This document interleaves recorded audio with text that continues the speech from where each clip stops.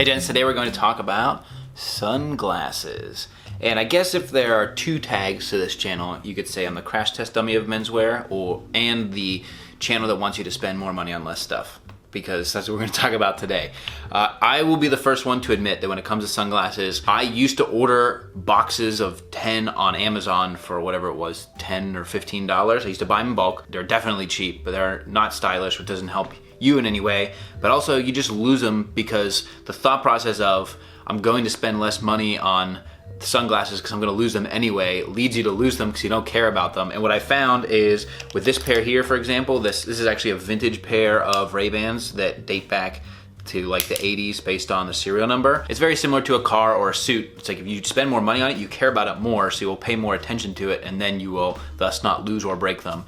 It didn't really work out for my dad. My dad went through dozens of pairs of nice sunglasses in his time, but as I look at them today, what I really want to cover in this video, and this is not a complete roundup at any means, sunglasses is a category where that would be way too overwhelming. The shoes are one thing and the other brands, but really just talk about like what are you getting at different price points and where are you starting to see diminishing returns? Because what I'm most interested in, and this is kind of the subtext of the dress shoes I talk about or the sneakers or the suits, is like at what price point are you getting good enough quality that's going to outlast the cheaper stuff. And so I just want to talk through each of the sunglasses that I already own so that I can let you know, like, all right, what are you looking for and what should you spend in order to get like a nice pair of sunglasses? And I know that there's a ton of videos and articles about the face shape and the right shape of the glasses for you based on your face shape, but to me the real thing that matters is the width of the sunglasses. So like these are a good example where they don't come out much past my brow, they're not sticking out past my ears, they're just like, they're right in that sweet spot of like my eyebrows in here, my head is over here, and they fit my face well. You don't want to go too oversized. And what's nice about some of these companies is they do offer like regular widths and then extra wide width. You'll see that with Warby Parker and a few other brands. If you have a larger head and a larger face, you want to make sure you get the glasses proportioned to that. And similarly, if you have a smaller build, smaller body, you want to make sure you get the more narrow ones so that they don't look too big on your face. And so these are all just kind of a smattering of different ones I already own, and I think the best place to start is with the cheapest ones, and this is kind of more of a shout out to just a cool brand, Gooder. These are from Fleet Feet, and these are $25. So if you are looking for like a beater pair of sunglasses, you don't want to like actually lose them on vacation or if you go out boating or something, these ones are made of a nice enough plastic that they feel really good, but they're made with this kind of matte, they're made to be like running sport sunglasses, but they don't look necessarily like sport ones. That's the other thing too. The sunglasses most guys should buy are a Wayfarer, an Aviator, and maybe like a Clubmaster and a Round. Like those are like the four ones you really want to look for. And that's kind of what I have in my collection here. And that's why I like these are Wayfarer style, but they're meant to be like, you can go running with these and they don't really bounce around or move. They're made to stick on your face and everything, and they're $25, so like if they do fall and break, it's not gonna be a big deal. So Gooders are a really interesting brand because they look like the cheap sunglasses I used to buy on Amazon, but they're made just a little bit nicer. Like the plastic feels a lot more premium, the hinges feel really good, they don't feel as janky as the ones that I used to have. And so if you are the guy that was buying like the really cheap ones, maybe this could be like your tester pair. It's like if you were used to buying $5 sunglasses on Amazon, try the $25 ones, because then you'll see like, all right, maybe having slightly nicer is that way, because that's what you get as you work through all of these. And then the next kind of step in these are these Jade Blacks. I picked up the Jade Black ones because I know you guys are always interested in my opinion on the things that Aaron, Jose, and the other guys do. And so these are coming at $50, and they do have basically each of those styles that you're looking for, and they're made to be a really accessible price point. And what you get at an accessible price point at $50 is like an okay pair of sunglasses. Like I like the way they look. I always buy round sunglasses. My wife hates when I wear round sunglasses, but I love the way round ones look. And the way the Jade Blacks are hitting the $50 price point compared to the $95 price point is by using plastic lenses versus the Carl Zeiss lenses used on the Enemy. Basically every pair of sunglasses I ever wear, my ears are crooked or my eyebrows are crooked because they never look straight. Even when I go to I went and got Ray-Bans and like had them adjusted, and I could never get them to look straight. So I wouldn't say anything negative about the sunglasses based on how they look on my face, because my face is just crooked. So the Jade Black ones though, they use like a premium acetate. They have UVA, UVB, and these are actually polarized, which is interesting. But where you start to feel the $50 is in the way that the hinges move.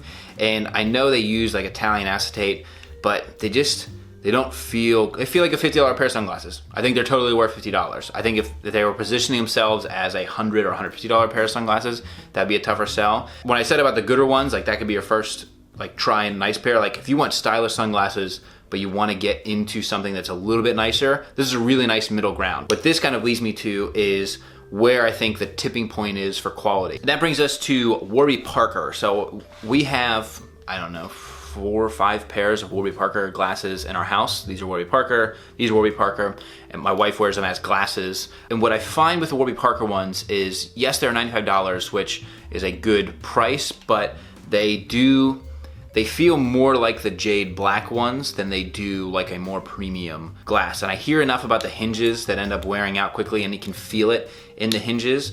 But I think if you're looking for that tipping point of like a nice stylish pair of sunglasses that do not cost too much, Warby Parker is great for that. And then that's actually what brings me into the Enemy sunglasses. These are the ones that were launched by Aaron Marino. And when they launched, they were $160, $170 depending on the pair. And at the time when I got these, that's what they were. And I was like, all right, you know, the finishing is like pretty good. They're made in China. They have a nice acetate. They use nice lenses, but it was tough to justify $160 when you look at something like the Christopher Clues that I'll get to. But what they did is they dropped the price down to $95 after the launch. They refunded everybody who bought the original round, and everybody going forward is gonna be $95. And like if you're looking at these versus the Warby Parker, because the Enemies also come in a Wayfarer and an Aviator, and then I have the Clubmaster because I don't have any I didn't have any of these before. I think this is where you're really getting like really nice construction. The hinges are super solid, and the glass on them is very premium. And it's not polarized, but polarized for me isn't make or break. Polarized for me is like a nice to have. It affects the way your phone looks or screens. Like when I drive, I have our Suburban has a heads-up display, and if I have polarized sunglasses on, I can't see the heads-up display. So it's like, that's to each his own. But what's really nice about the Enemy sunglasses is they hit all 3 of the primary, you know, the sunglass shapes, but they're also really well made, and they're only $95. And so when I'm talking about the diminishing returns in sunglasses, I feel like $100 tends to be that tipping point where it's like these can last you a very long time if you take care of them, you don't lose them. And even if you just compare the Jade black carrying case that it comes with, like it's nice that this is structured and it's going to keep the sunglasses safe. The Enemy case is like a little bit nicer, and that's what you get for spending a little bit more. But like for me, if it always comes down to like, would I rather have 2 of something or 1 nicer thing? I'd always go for the 1 nicer thing. That's just me. And so that's that $100 price point. I also, just below this is Spear and Mikay. Spear and Mikay isn't really known for sunglasses, but I unboxed those a few weeks ago. And those coming in at $78, like I would pick those all the time. Unfortunately, right now, they were on clearance. Well, so the prices were like $40, but I hope they refresh that line. I don't know if they're gonna keep doing it. And then that brings us to like the $100 plus category, which brings us to like Ray-Ban. Ray-Ban is like whatever, genuine since 1937. That's like the venerable, they invented the Wayfarer. Ray-Ban is owned by Luxottica, and a lot of brands are made by Luxottica. And so if you don't want to support mega corporations, like the sunglasses are well made. They use really nice acetate. Some of them are made in Italy, some of them are made in China. They have probably the most options for color, lens type, polarization, non-polarization. You know, they have the classic Aviator. And this is where I was comparing like the finishing on the Enemies at $95. You can tell that this isn't quite Ray-Ban prices, which is when these were $160. It was a little bit more of a dicey proposition. $95 is great versus like the finishing on the metal edge and trim of that. You know, when it comes to Ray-Ban, what I've always been more interested in, and the reason I started this channel, was to look at companies like Jade Black, Enemy, I'm gonna bring up a couple others, or Christopher Clues. I did a whole video on these a few months ago, and we've actually had 4 pairs of Christopher Clues in the house because my wife really likes them. They're polarized, they're a Danish style, they're really well made, like the hinges are solid, these are really nice acetate, they're hand finished. And so if you want more on Christopher Clues, I have a video on that, but these have become one of my favorites, and these hit a nice like sweet spot price point of, I think they start at $169 to $189 depending on the model, and I'm a sucker for round ones anyway, and so I've always liked these. I've had a couple of pairs of Christopher Clues, and so that's when you're getting in that like $100 plus. Then if you go above that, like if you go above $200, you really want to look for something that is special. And we will talk about that here. I really like these. These are Van Vliet, but I'm gonna get back to those in a second. So I went to the Omega boutique and I was getting a watch resized, and they had their sunglasses there, and they are like $275 to $400 depending on the style. They're made in Italy with premium Italian acetate, but the finishing on those was no better than the $95 Enemies, or even the Ray-Bans. And that's a case like those and Tom Ford and the premium luxury type of labels. You're paying for the label in most ways. And so the $250 price point is when you start to see the diminishing returns. And like you can get into Oakley's and Maui Jims and those things, and like those are all brands owned by mega brands, and so they're using the name and the technology in the sunglasses to really sell those. But then you get something like these are from, let's do it the Italian way, Gresso. These are titanium. These are only $200. I thought these were more expensive, but they are technically unbreakable, and the hinges, like titanium hinges, super solid. They're extremely flexible and bendable, and they show in one of the videos like people dropping bowling balls on these and things. The lenses are really nice, and this is a great example of like, okay, if you want to spend more than $100, get something really strong, unique, unbreakable, but still like a classic style. I mean, these are still a stylish sunglass, but they're really thin, really lightweight. Compared to all the other sunglasses, like these are the lightest weight because they're titanium, really cool. And then these are Van Vliet. These are handcrafted buffalo horn, and horn is like the classic material that was used for glasses, and it's a little more rare, a little more expensive. These come in at $360, but if I was putting these up against the Omega ones at $350, like I'd way rather have this natural material that kind of forms to, uses the heat from your body to kind of form to your head over time,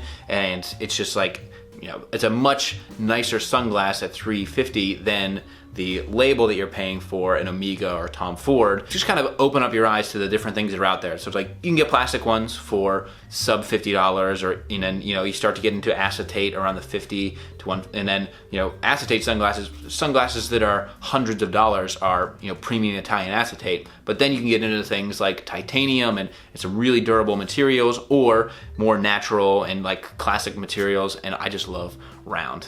I just wanted to do a video on sunglasses. I wear a lot of sunglasses, I have a lot of sunglasses, and I get a lot of questions about sunglasses. So hopefully this video is helpful. I'll put links to as many of these as I can below. I know Van Vliet is a really small company. Gooder is insane because it has so many different colors and combinations, and the lens colors, and their names are really cool.